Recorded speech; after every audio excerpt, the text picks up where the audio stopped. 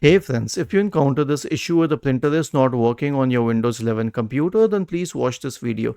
So before anything else, with printers, this is one thing that we have to install the drivers from the manufacturer's website. Now, for example, I have a Canon printer, so I will go to Canon's website. Okay, I will search for its drivers. You may have an HP printer, an Epson printer. Go to the website of your printer accordingly.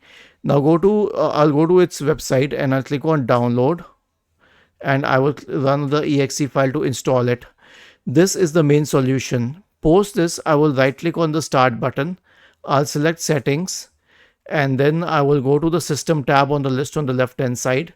Scroll down and select troubleshoot, other troubleshooters, and click on run corresponding to the printer troubleshooter. If this doesn't help either, then I'll go to the Bluetooth and devices tab, and then I'll select printers and scanners. I will remove my printer from this list. I'll click on add device, and I will wait for the devices to load, and once it does, I will re-add the printer, which should solve my problem. I mean, in 99% cases this will solve the problem. I have been facing printer issues quite often. Was this helpful? If yes, then please subscribe to the channel. If not, then let us know in the comment section of the video on how we could help you further. Thank you for watching this video and have a nice day.